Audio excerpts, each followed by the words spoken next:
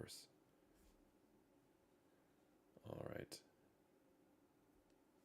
Hopefully everything looks good here, and there we are.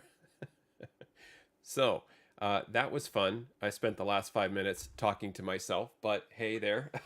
Welcome to my, my live stream.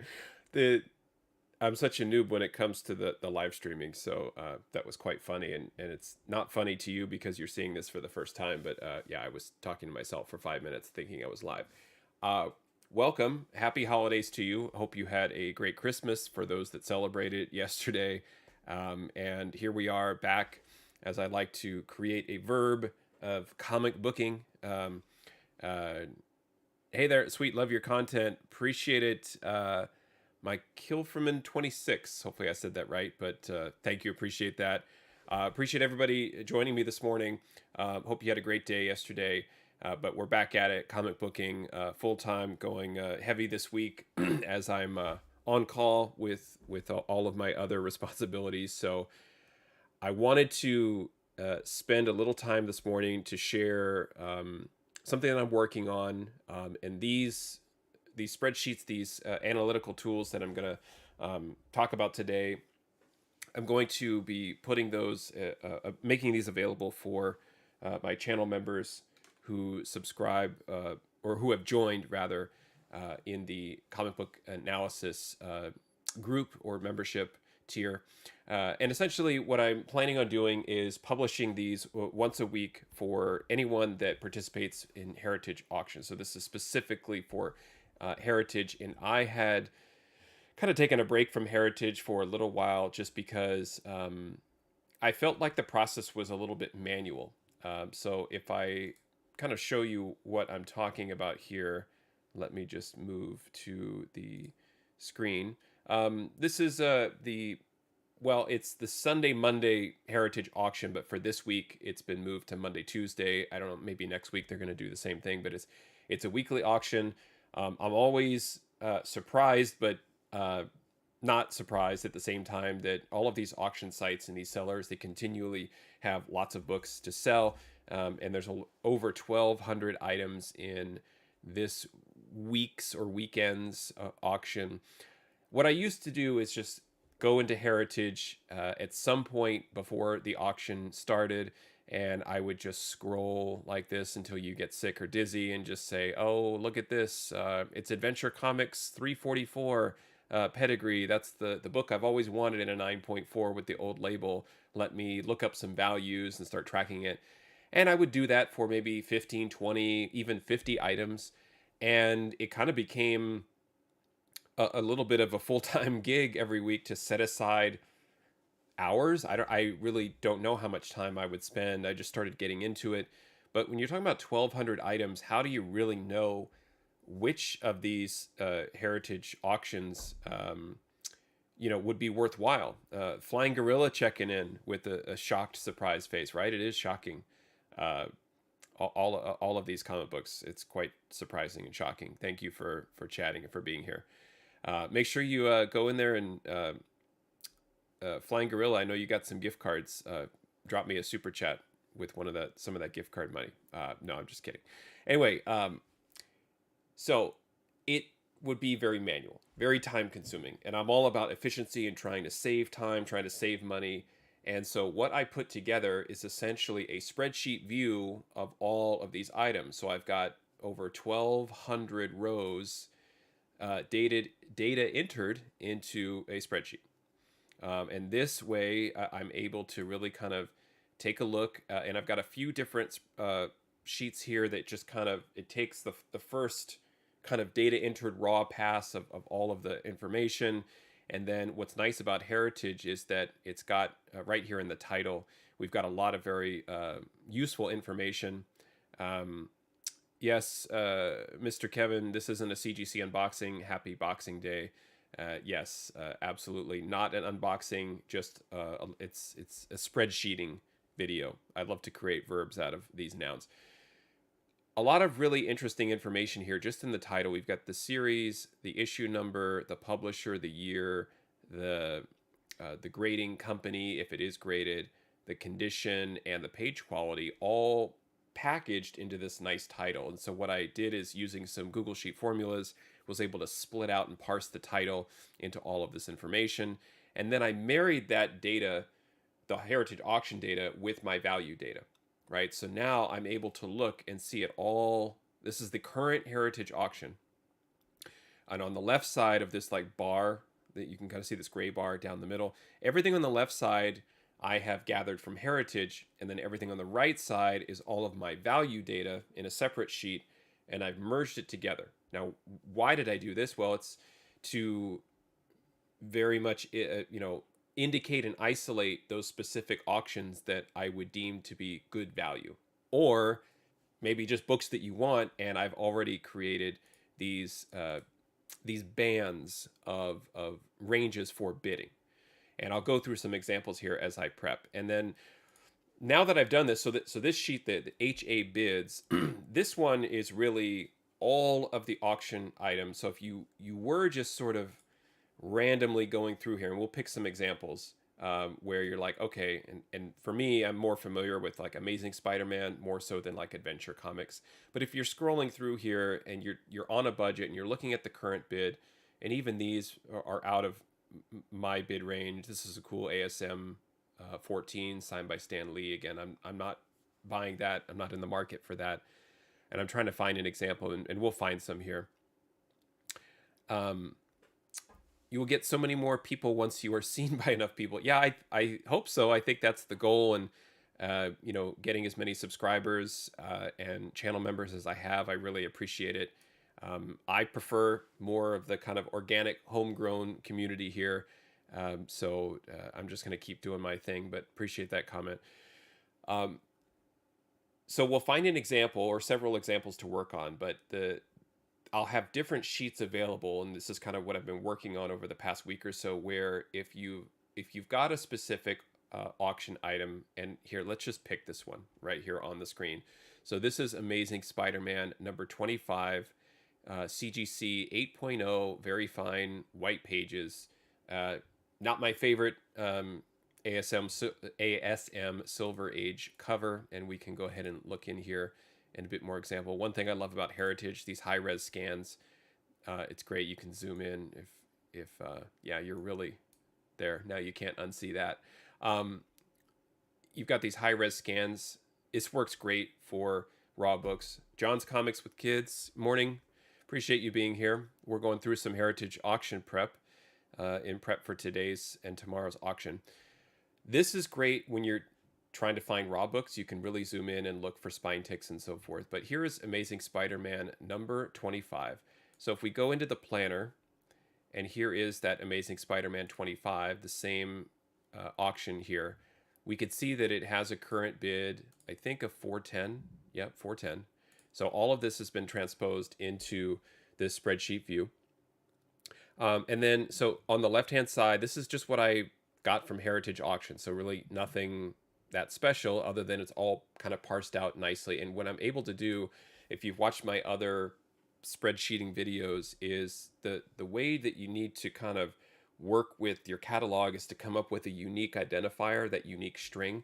And I was able to put this together from Heritage. So that was one of the nice things that I learned about this process, is this title here. Let me get out of the image. This title here, the publication year, is very, very hard to find, and hard for it to find where it's accurate from sources. There are some sellers on Hip Comic that accurately put the publication year in their title. Heritage will do this. Obviously, eBay will not. It's quite random. So I love those sources, and I'm more likely to buy from those sources just because they list the book accurately with that detail. So that's where I'm able to pull out this specific unique string, Amazing Spider-Man 25, 1965, and marry that to my value data here on the right-hand side. So again, this is just a random book. I'm not saying I'm going to target this one. I have other sheets that kind of help me kind of zoom in and target specific books. But if you're approaching the auction in this way, where you're like, this is a book I've always wanted, and 8.0 is my grade, and this is, and the current bid just went up, it looks like. This is the book that I really, really want. what should I bid on it? What's the current fair market value and what should I do about it? So if you're looking at the heritage auction first, you can pop back into the planner, and I'll just highlight the row so we can kind of see there's a lot of information here. So again, 8.0 CGC white pages. The current bid is 500, not 410. It is a key. The key information I'm pulling for cover price. So if it is marked as a key in cover price, then I mark it as a key here. I'm not using key collector for this just because I feel like the entire worksheet would be keys. So I need something that's a little bit, maybe an actual key or a true key, a key of keys. I don't know what you want to call it, but anyway, this is again, I'm getting this from cover price. These fair market values for raw books, I'm also pulling from cover price. And what I'm doing now is I'm showing kind of a range of values here. So we've got 190 to 917 raw, which this doesn't really make too much of a difference when we're dealing with a graded book. But again, I just like to see it just so I know what I'm dealing with. And then the CGC value of this specific book in an 8.0 is $585 currently. And then what I've done is using my past heritage auction prep planners, I've pulled in formulas that kind of help me set up different bid ranges. So if you're wondering like, what should I bid on this book? I've got a pre-bid, which is kind of like, I don't know, it's more just like, hey, I want to track this item, so I'm just going to throw a bid on there and then it automatically tracks it. I still feel like that might be a waste of time, but you could also call it like a snipe bid if you really feel like you want to snipe on heritage auctions. That's tough. It's tough to do, but nevertheless, I put in what I feel should be a minimum bid for this book. And up here in the formula, what I basically done is said, hey, just take 60% off and tell me. And that's kind of what, I feel like if you could snipe a book for 60% off fair market value, then that would be your initial opening bid. The target bid is a little bit different. The formula is a little bit more complicated, but the target bid is a bid that, remember, you have a buyer's premium, that if you added the buyer's premium onto that bid, it would be a very comfortable win, meaning you'd be very, very happy with the result. You feel like you got a good deal. And the deal, again, that can be adjusted depending on how much you want to save.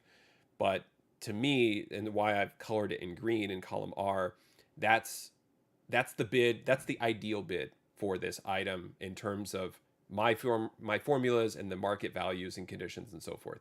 And again, I like to put the buyer's premium right next to it because if we're going to bid $351 on ASM 25, it's actually $421 out of your pocket. And that does not include shipping, by the way. So that's just the buyer's premium. So already, and I know this one it just got refreshed after I started streaming, which is fine. But we've got a current bid of $500 on this one.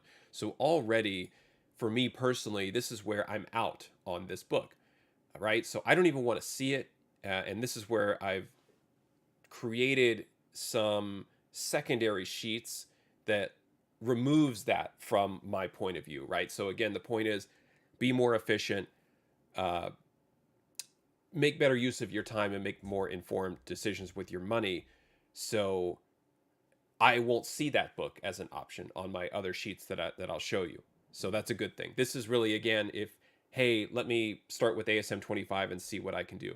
Bid max is also like, okay, I'm comfortable with that 351, but what if, call it whatever you want, FOMO, whatever, I'm desperately interested in this book and I've got to have it. What would I actually bid up to? Then I've set this max here. And the max, as you can see with the buyer's premium, if I'm highlighting the row, if you look at column U right here with the buyer's premium, and then you look at column O, it's a very simple calculation where I say, okay, with the buyer's premium, I want to make sure that I'm not going over the market value. So that, again, that's why it's the max. If you want to pay market value, that's basically what I set the max at. And then kind of reverse engineering the buyer's premium, you don't want to bid more than $488 on that book. Now, you have to be careful with that because you have to understand what direction is the market headed. And if you believe that the market is still on a decline, then you may not want to get anywhere near the max. And then that's, again, where I would suggest sticking to your target. and then once it hits the target or goes over the target, then ignore it. But like I said, if you insist on moving ahead, I would highly recommend that you cap yourself here at the bid max so that you don't go over the CGC value. So like again, you're looking at all of this detail in a single row instead of looking at the item and going off to your sources or looking at your own notebook and so forth. And this is again, if you're scrolling through item by item and wondering, should I bid on this book or should I stay away? It's also fun if you are into heritage auctions just to scroll through here and just to go through for reasons of nostalgia and just for the fun of seeing great books. I always love going through all of the ASMs on here. A book like this, ASM 31 and an 8.0, just tremendous. I mean, it's very, very well centered. Just an awesome book. Again, we'll zoom in. We got the first appearance of Gwen Stacy, Harry Osborn. I mean, again, not the problem with some of these ASMs, not the greatest covers you've ever seen, but they end up being great just because they're so well known across the collecting community. So again, ASM 31, what are we going to do with this? Hey, maybe I want this in an 8.0. I can drop $1,000 on this book as it makes sense. So let's look up ASM 31. The current bid is 1050. The bid target is actually 1100. So if you were in the market for this, 1100 would be okay. It has a CGC value of over $1,800. I don't believe that book will stay at 1050 or 1100. So even if I were to bid on that, but this is where I started to think, okay, there's a couple of things happening. First of all, these books are really, really expensive. So they're out of my price range. And so the first thing that I did was I want to take a subset of all of this great data and I want to find which books are currently within my budget, so to speak. And my budget, I didn't really, it was more like, what is the number that would not like really scare me off from looking at these? And so what I did is I created this budget sheet where the bid target, I think I set it for 500, like, or under 500. Yeah, right here. So if the CGC value is less than or equal to 500, then show me the books here. And then I also want it to be sorted where the current bid is quite low. So the first, let's see, yeah. So the first listing is not that it's a value pick or anything like that, but based on the current bid, it's not getting as much attention as it should. So let me take a look at this one. And I've got the link here for convenience, so I don't have to bounce around as well. So we've got, and right off the bat, some things should clue you in as far as why this book isn't getting a lot of attention. And it's because it's an older label. You can always send these in for reholdering and all of that stuff. Like you can do that, but there's a process with that and a fee involved. And, who cares if it's, X-Men 11, and if you're paying whatever it is, the $15 or $25 reholdering fee, it's probably worth it. So we've got a current bid of $21 on this X-Men 6.0. Looks like the old label's a little fuzzy, hard to read, but we've got a white pages. Let's see what else. Stanley, Story, Jack Kirby, and Chickstone cover and art. So X-Men 11, if we go back to the data, I've got this listed first because the CGC value of X-Men 11 in a CGC 6.0 white pages, $356, where I have the bid target at $214. My pre-bid here, let me just highlight this so we can better see it. The pre-bid, sort of the opener, I feel like should be $86. So that's what I did is I kind of bubbled up the books that I would want to prioritize and books that I would be interested in just from a pure value standpoint. And then the other thing too is I don't have values for every comic book. I mean, I'm putting all of this together myself, and I really only target titles and specific books that I like. The majority of these comics and comic values that I track are Marvel. I do track some DC, but they're more of your really, really ultra popular like Batman, Detective Comics titles and so forth. So I don't have everything in here. So that's a little something I'm going to continue to work on, but I'm not a comic book database or a price guide. It's just the books that I'm interested in, and I track quite a few, and there's enough here that I do track where you can actually see quite a number of these. It looks like I've got over 200 that I would consider to be worthy of my attention. So 200 books is still a lot, but it's way more manageable than trying to sift through 1,200 auctions where you've got to be prepared, you have to study them and be on your game and ready to strike. So X-Men 11, when you see that and you're like, why is the current bid $21? What's wrong here? What's going on? It's because some people are turned off by the old label. Um, is this a true 6.0? I mean, maybe we can get into that, but I don't want to sit here and kind of grade it through a CGC holder. But I just feel like that's specifically why that book is not being looked at, as people will see the old label and they just kind of click off. So this would be a book that I've prioritized based on my analysis to say, okay, in a 6.0, we've got that value. Here's another one. A CGC 8.5 of Tales of Suspense 75. Let's look at that one. It does have the current label. And if we zoom in on this one, we've got the first appearance of Sharon Carter and Betrock the Leaper. Peggy Carter cameo. So very, I would say, significant Tales of Suspense book. Not there are fantastic keys and grails within Tales of Suspense, and then there's also a handful of Tales of Suspense later on that really it's not that they're worthless, but they don't kind of carry the same weight as some of the other books do. So you see a run of Tales of Suspense and you don't have them all memorized. Again, this is where you can use my information to help guide you through that, because you can see, okay, this is considered a key. The current bid is at 135. Let's see if that's still true. Yep, 135. It is off-white to white. This is another thing where I believe, let me see. Okay, this new formula is not taking this into account. I think I had added a little bit of a premium somewhere if it was if the page quality was white pages. I prioritize those over other page qualities, but I must not be doing that here. I do want to go back and make that a little an adjustment or an option to say, if you prioritize white pages, then go ahead and push your target bid up a little bit. So I have to go back and fix that. And I thought I was doing that where, like, if it was not white pages, then your bid max, everything should be shifted down a certain percentage. And I don't know what premium, a 10% premium or whatever. It was kind of arbitrary. But at any rate, this book is just not being looked at right now. It's $135. The target bid is $300 for that one. It is above the pre-bid, so there's nothing really I need to do here. But if this were a book that I wanted to track and target and try and get for $300, then I could bid accordingly. So again, it's just helping me prioritize.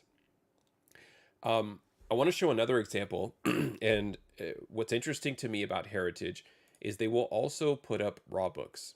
So this is one that I was looking at. This is Tales of Suspense 73, and it's not graded, and they're saying it's a near mint minus. They're saying that this is a 9.2, and again, this is where the the high resolution screenshots really help, because you can go through here and just look and see, okay, what is making this a 9.2?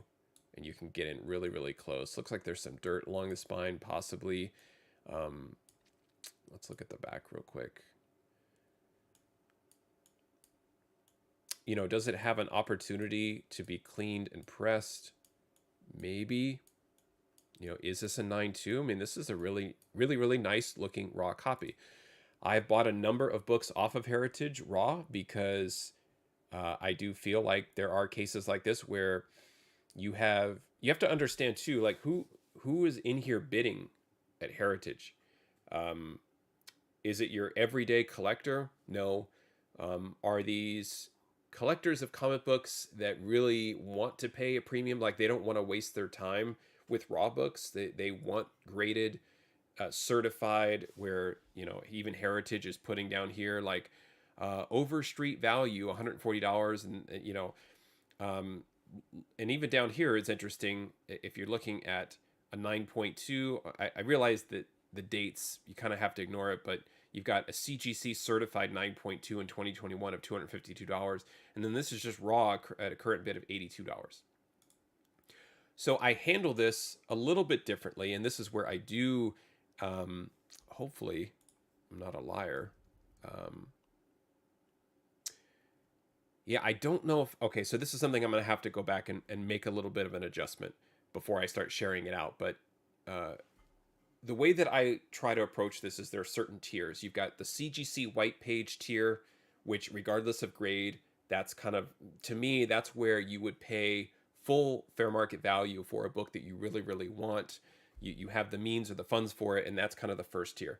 The second tier would be CGC, less than white pages, and there's a little bit of a price adjustment that I would make. Then the last tier would be raw. I don't want to pay CGC value for a raw book, obviously, because there's some risk involved in getting it graded and the grading fees and all of that. So the fact that I've got a bid max here, that's a little inaccurate. So I will fix that. But the thought is, let me see what kind of discount I can get because the book is raw. So if the bid max was 368 on a CGC 9.2 for a raw, I'd subtract the grading fees for Silver Age and so forth and roll it back, let's just say $100. So then your bid max would be something like 268 on a book like this, and your target and your pre-bid would also roll back based on that calculation. So I'm going to fix that today before I start bidding on these.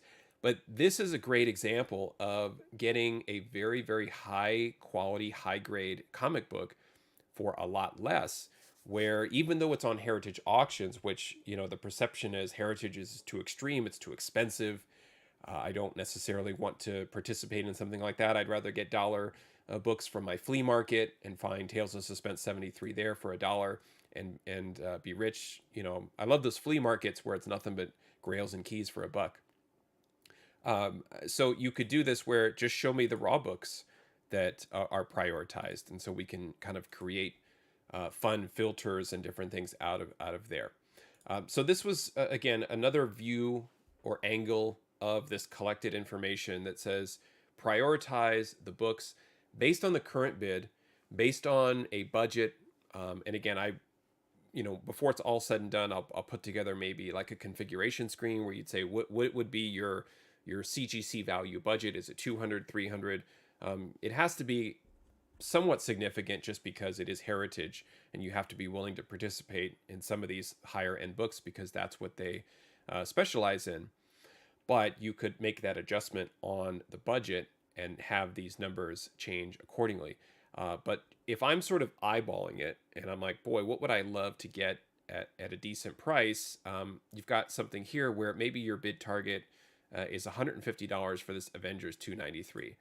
So let's see, this may not be the most exciting comic book of all time, but there we have, I believe this was something to do with Kang for this one. It was some alternate Kang.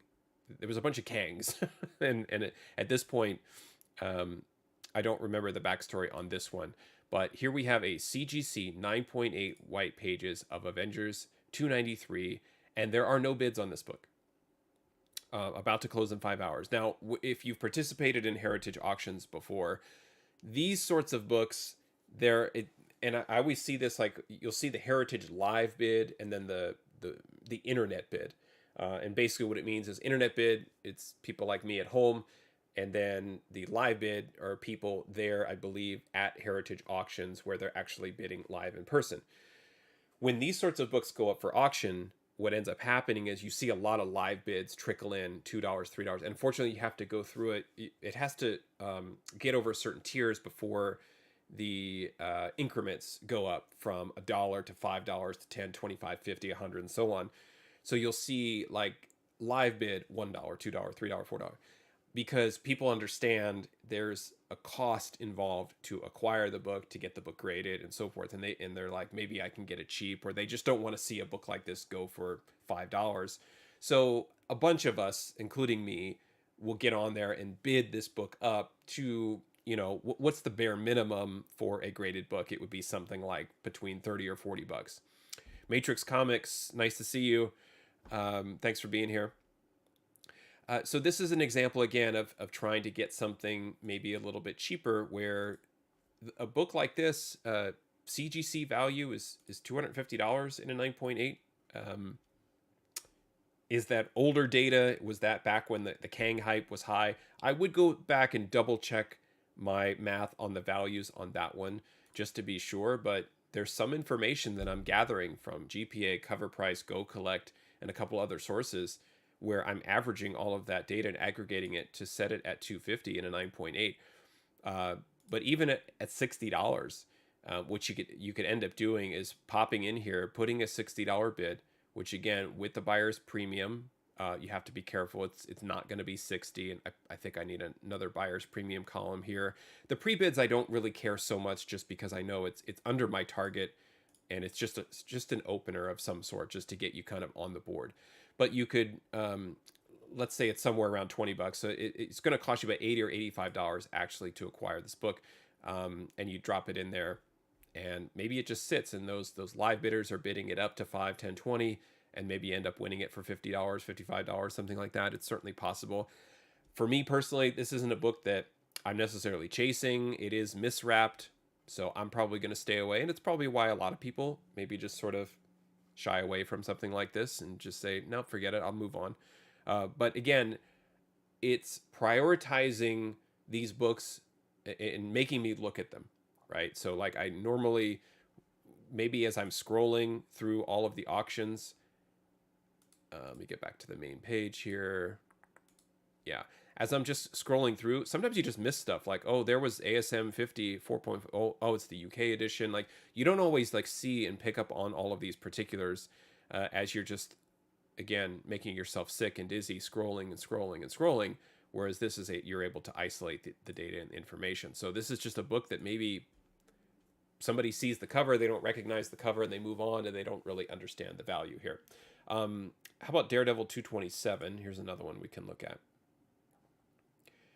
Okay, so this is a book that, and please don't outbid me for this one. This is a book I will probably bid on, and I'll probably track. I am right in the middle of going back and reading Frank Miller Daredevil, and this is I think this is part 1 of Born Again, I believe so. Yeah, where Kingpin, spoiler alert, finds out that, well, I mean, it's right there on the label. So I'm not spoiling it, CGC spoiling it. But anyway, an absolute masterpiece of a story. Like, my only complaint about Born Again is that part of me feels like it really could be like 30 or 40 issues worth. Like, there's a lot that happens in Daredevil 227 where I remember reading that single issue going, this could have been a whole like story arc and character arc for Daredevil and Kingpin that could have gone, like, it could have been a 12 issue limited series kind of jam packed into one issue. But just an absolute masterpiece. Love this one. And because it doesn't say Born Again, it doesn't say Frank Miller all over it, you may have some collectors that just see it as a Daredevil book, 227, and they just kind of see it and move on, and that's fine. But if here's the $34 current bid, raw book, 19 to 31, 9.8 white pages, CGC value of $300. So my target, that's within my budget, right? And so I try not to necessarily associate what I want to pay and my budget and get some emotional currency kind of mashed in and built in. And I really do almost like I close one eye and just look at the values, right? And it would be kind of an interesting game to just look at like this, right? And then you'd say, would you buy this book without having all of the stuff on the left-hand side, right? And I kind of have to separate the fact that I just saw Daredevil 227 and I'm excited about that book and love that book and would love to own it and collect that single issue, grade it in a 9.8. And then I look at the values and I look at the data and I look at the money and what it's going to cost. And you can't help yourself but start putting that together. So I get excited. I'm like, oh, okay, how much can I spend? How much can I spend? But this is where the data can help, control those emotions. It's really excited. If you love the hobby and you get passionate about certain books, I get it. You want to jump in and you want to start buying and bidding. But this is where everything can kind of keep things in check for you. Now, this has a bid max of $253. I don't know if I would just drop 250 on this book specifically, because I know that I can get this raw in at least near mint range, right? So I feel like I have to be careful there too, because I have sources where I know if I missed out on this book at a 9.8, I could go buy it raw and take my chances there and hope that it is, it is a candidate for pressing in a 9.8. However, if I'm looking at 73 to 182, and again, a 182 bid is $218, and am I willing to drop $200 on this specific book? Obviously, it depends. It depends on what you want to do. For me personally, and having just read this 2-3 weeks ago, it's still kind of fresh in my mind, where I finished the issue and was just, I couldn't believe it. Again, not the stories that I would typically read as a kid. I was really more into like Amazing Spider-Man and kind of the big superhero stuff, and the Frank Miller stuff was just a little bit too dark for me. But now as an adult, it's just like I said, it's a masterpiece. Absolutely just fell in love with it. So because I have an emotional attachment to it, I might be willing to push it up a little bit. Maybe my bid target at 182, maybe I'm like more 150, 160, because again, you have to also think about what are your predictions for the market. But here, sitting at a current bid at 34, why not? I mean, this is great. So I love that book. Great option there. And we can go on and just go one at a time through this, but this is the kind of information that I'm collecting here, where this is kind of like a budget priority list that is pushing books up into your radar. And then maybe you just kind of say, hey, I'm going to take these 20 books and these are the ones I'm going to focus on for in terms of my budget, and I'm going to try and win these. And here you go. And you have a nice subset where you haven't done anything.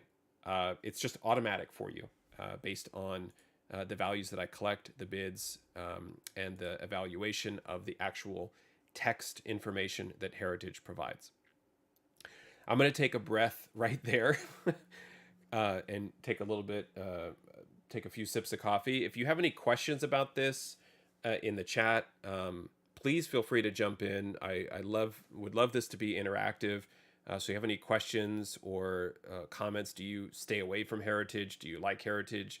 Do you just stay on eBay? Do you prefer just shopping at your LCS? That's kind of a constant debate on my channel, is questions or talk about, it's better to just go to a comic book show, finger through the back issue bins and find Daredevil 227 sitting there in a 9.8 with a sticker of $5, and it's better to buy it there. And I can't argue with that. I'm just really focused on online sources, because again, I can't scan over like a comic book store. I can't walk in with special glasses and figure out like what's in their inventory and things like that. But if I go to a website, I can browse through and actually see what they have available.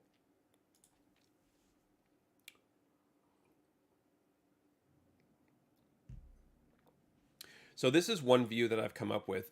The other view is simply, what are some books that I want to set up a tracking bid, a pre-bid?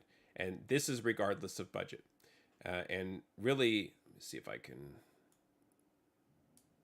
resize these a little bit here. What this view is really more of those initial tracking bids, where like some of the books that like X-Men 11, where the current bid was really, really low and it's under the pre-bid. So for whatever reason, these books are not being looked at. Here's one that jumps out: Fantastic Four number 50. Let's look at this one. So let's see, is my current bid correct or has it gone up? Yep, current bid's 78.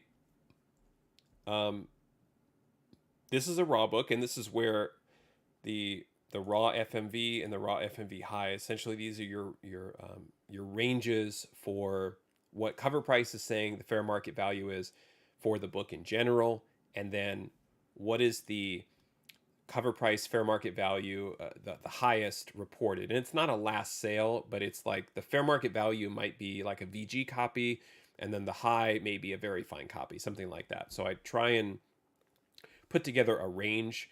And so this 4.5, we're talking about mid grade, and $78 even in mid grade is within, not within this range. It's lower than the lowest fair market value. Matrix Comics says, my current collecting is so specific right now that heritage isn't really of use. Plus, so many great deals popping up on eBay every day with sellers, um, open to taking less. Yep, totally understand.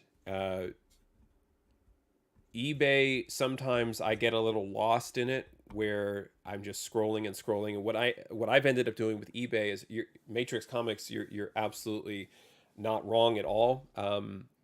What I've done with eBay is I have found certain sellers that I have favorited and targeted, and they have recurring auctions, very similar to kind of the way that Hip Comic and Heritage, Comic Link, and all of these places do, where it's kind of a recurring set. So it's a recurring subset of auctions. The Comic Monster on eBay is one. And I can always tell their auctions because it's like they lay their books on like a satin red sheet. So, but it stands out in the listing. It's like as soon as I see the listing, I'm like, I know that seller. And so what I end up doing is I'll track their auctions, but they don't have a lot of the specific data and the data points that allows me to take like the 100 auctions that they'll run and put it through a process like this. So I'll typically have to watch auctions and then do it kind of offline and manually. So to me, there's a cost involved in my time spent on eBay, just researching and sifting through auctions. And then something like this that I've developed for Heritage, I can spit this out very quickly and just at a glance say which books are currently, at a current bid that is way, way lower than it should be. Or, with eBay, a lot of times once you get to a point where we're talking about keys and grails, sometimes even eBay is higher than Heritage. So it really depends, but I don't disagree. I think there's deals everywhere, which it's just a fantastic time to be a collector. Having been a collector through COVID and through the influencer hype artist era, which now those folks have kind of moved on to posting personal photos or things like that. They're kind of, it's funny, like it used to be all about hyping specific comic books, and now the hype is a little bit less because they know they can't do it. So now they're posting like selfies and other things about their personal life. So they're kind of, you can almost see them kind of phasing out, and I'm be happy when they're gone. So I've lived through that as a collector, and I've overpaid for a lot of books. And now I feel like I'm kind of making up, right? Because now I can find all of those deals. So yeah, just like any sort of investment, you want to diversify. You want to diversify your sources as well. I buy from eBay. I buy from online stores. I buy from Heritage. I'm like, wherever the deals are, I want to find them. And with this sort of list, I'm able to find deals that are at Heritage. And I've participated in many Heritage auctions where I don't win anything. It's just like, for whatever reason, people there live have, deep pockets, and I'm just getting outbid on everything. And that happens too. But I'm always willing to jump in if I'm prepared, and always be ready for a deal. So in this case, I've got books that are just not getting the attention. And there's another couple of books here that I want to look at. I can already see on this list that are jumping out at me. But so Fantastic Four 50.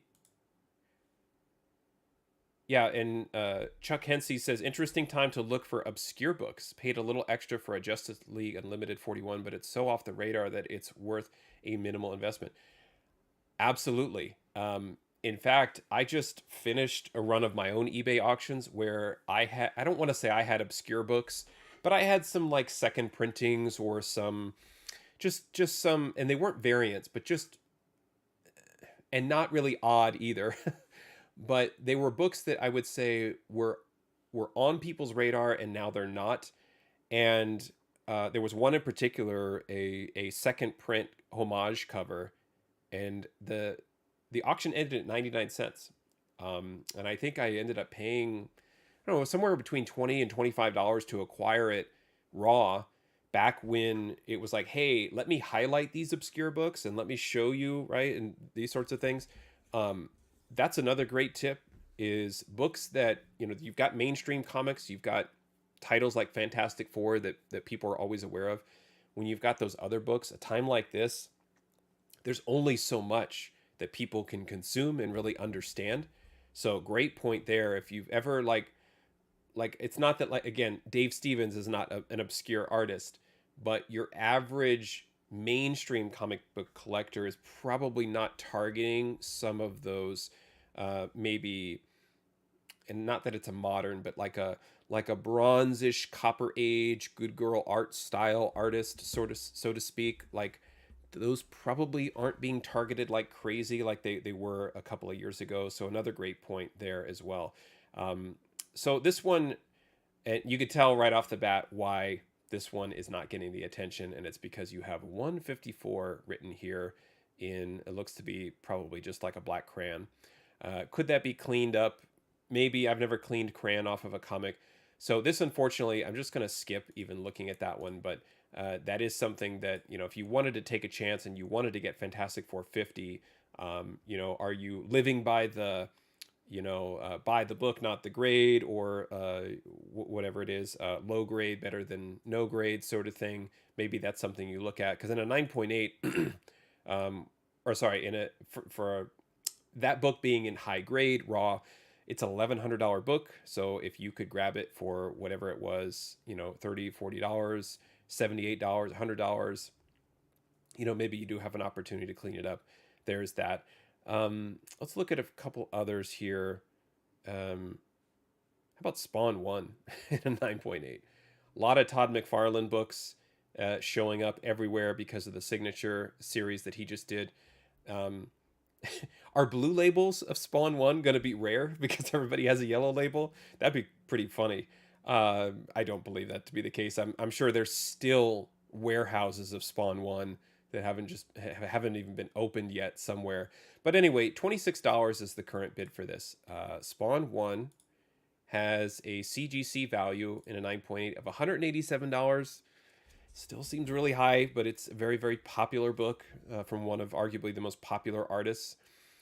Maybe you drop a $45 bid, try and win it for around 60 or 80, something like that.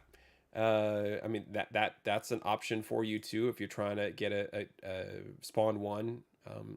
I don't have it. It's like, who's in the market for Spawn 1? Doesn't everybody have this? Don't they have multiple copies?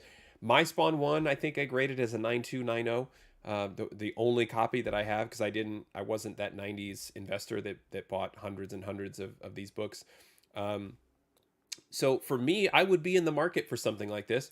And my bid, my secret max bid would probably be, somewhere between 50 and 70 if I was in the market for this.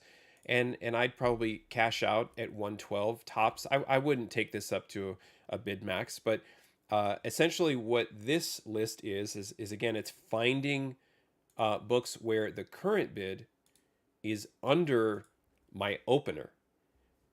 So in theory, if I wanted to, I could just go one at a time, because you can't automate bidding on Heritage. You do have to participate in that manually. But I could click on every link in here and just throw my opener up there and see what sticks. I'm not suggesting that, that these books should be elevated in price to keep them all afloat or have them align with fair market value. It's really more of just, maybe throwing darts at all of these value books and hopefully a few stick. Tomb of Dracula, I've been getting into that a lot recently. Here's a 9.2 off-white to white. Not sure if I would get into that just because of the page quality.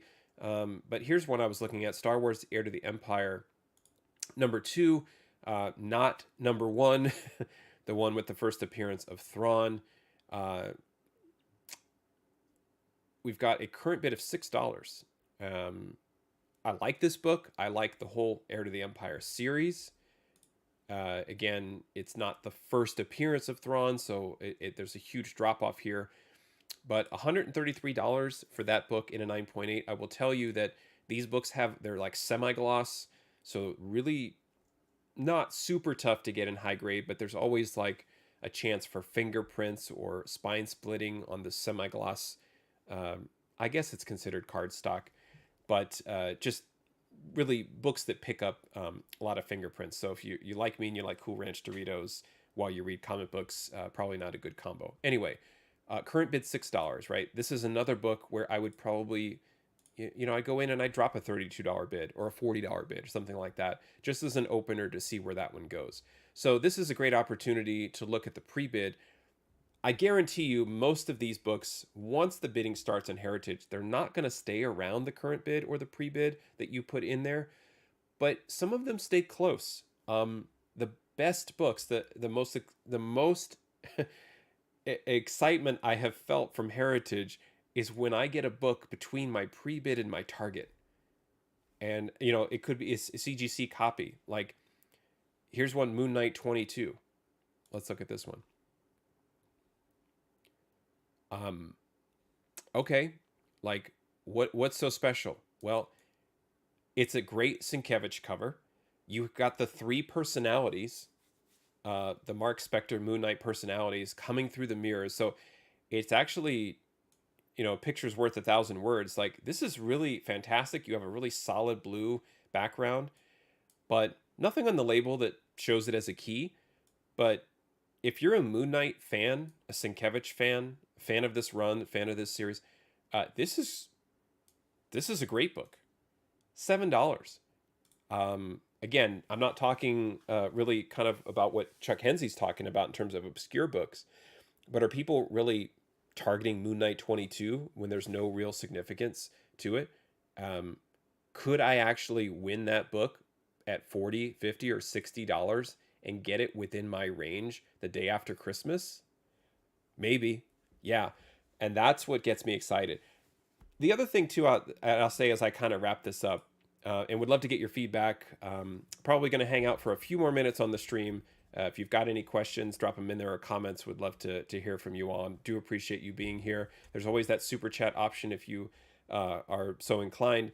But the thing that I'll say is there's part of me that I love comic book collecting so much that